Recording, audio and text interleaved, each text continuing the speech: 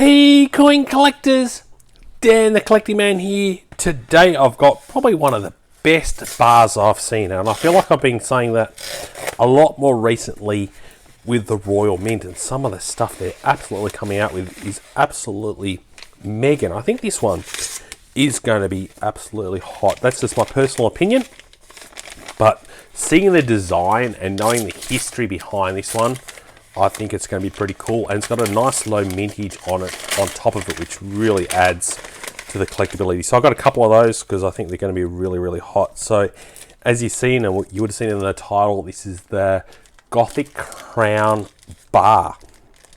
So it's the 1 ounce bar, and straight away when you get it out of the packaging, that look of all that detail and that really nice medieval style really pops out on this one for me. This is absolutely beautiful. Look at that beautiful print on there. So I'm definitely glad I got a couple of those. Surprised to see 2024 when it's been released in 2025 on this one. So let's go through a little bit about this one and the history. So it's got a mintage of just 5,000, which is very low for something that has this kind of history behind it. In Australian dollars, I paid around $80.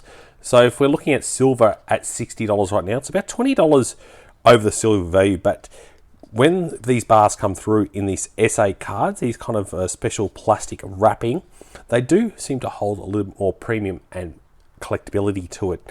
And having something that minted to only 5,000, you can see the detail in it. I think that's definitely going to add to its value long term. So I'll put this under a microscope in a minute. We'll have a closer look at it to show all the intricate details, because I must admit the Royal Mint in the UK do some really beautiful designs and bars. So the first and proper Gothic crown coin came out in 1847. So obviously it's got Queen Victoria on there, but as you can see here, it's a very different design of Queen Victoria. So obviously she's got the crown, as we can see here. We can see the braided hair, so it's a very young Queen Victoria. And she's also got the floral dress, so you can see the detail in that floral dress on top of it, with the braided hair tucked up under the crown, and that very young looking Queen Victoria. We've then got here 1 ounce 4/9 fine silver in that medieval style calligraphy style writing, which I think is really cool with the Royal Mint and that braiding around the end. And then on this side, we've got the royal arms on that side. So you can see the key different things there. Now I'll liken it to this one here. This is the one from King Charles. As we can see here, we've got the key flowers there and the key animals. But as you can see, the difference, I would pick this one on the left every day over this one here, because I think it's very beautiful. I'm surprised to hear how they got the Union Jack on this one and they haven't got the Union Jack on that one, which is a little bit different. You can see a little bit difference here on this side just in regards to the packaging, but I think it's pretty cool overall. I'd love to know in the comments below if it's something you've seen. I've seen the gold version on top of it, minted to only 500, and I think that's definitely a good buy from my perspective, just because of the design and the way it pops. You can already see it. So I'll get the other one out here and let's have a look at it as well. I'm definitely going to keep it in this plastic packaging, but I think having a couple of these.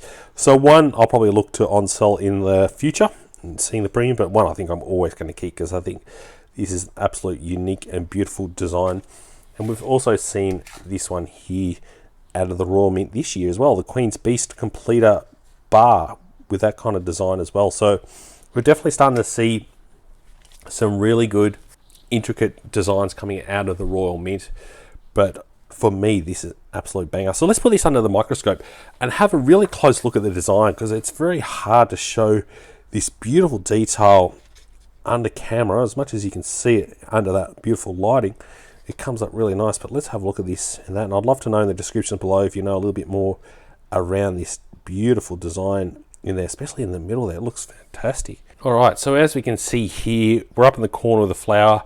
And just going through here, you can see the Latin writing along the left side here, and just that detail, you can really see the beautiful detail popping out. This actually, from a quality standpoint, is pretty good. So you can see the lion there from Wales. Look at that, with a crown at the top. I think that's really really neat there. So it's got beautiful designs.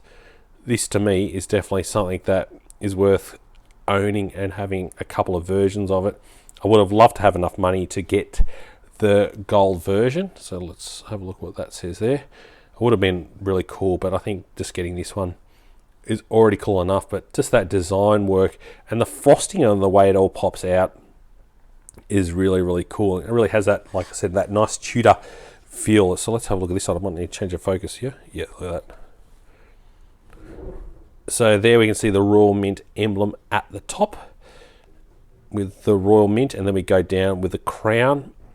Look at the detail in that crown as well. That's really, really good. The detail that it pops out with the hair. You can even see just the hair and all those details within it, and that dress and all the floral emblems within the dress on top of it. It's pretty, like I said, I like the way they've designed this. I think it's really comes up nice, and there's that beautiful writing down the bottom with the 4 9s fine silver. Chuck in the comments below what you think of it, and if you think it's something worth getting overall. But I think that's really neat, and I'm surprised that it hasn't sold out as yet. It's for me seeing this design, maybe because it's released only through the Royal Mint, and yes, you do pay a premium, so you're not buying this for a bullion bar to try and get your bullion price. This is going to be one of those premium products that you pay a bit more, but I think in the long term you'll find you'll get potentially double your money. Obviously it's not financial advice, it's just my opinion based on things that I've seen like this in the past, where I feel like these kind of designs have a really good collectability to them. And we saw the Great Engravers series, and I feel like this is part of that Great Engravers series where they've then produced it into the bar, and that's when people do like to collect those bars. So it's good to get in hot while they're still available to get them before they do go up. It's a bit like these ones here. They didn't really sell out really quick on the Royal Mint, but once they sold out, the premiums on these ones went pretty nuts on that. These ones here never really had many people going after. I don't think as many people were after King Charles bars, but I do have this for the long term because I think it's something potentially in 10 or 20 years people will be looking back to try and get something like this. But I think this is, for me, is absolutely fantastic and a beautiful, beautiful design. So love to know what you think, and if you've got some yourself or you're looking to get it, or are you even across it. Like I said, it's not many people in Australia will have access to these unless you buy it from the Royal Mint. I'm not sure if any other bullion dealers will be getting these at all, or if it's specific to the Royal Mint only, but they're definitely really, really neat, and something that I think I'm definitely pretty excited to own as part of my collection. So make sure you give us a thumbs up if you found this informative, and if you like it. And like I said, I'm really looking forward to seeing the comments, what you think of this design and this release.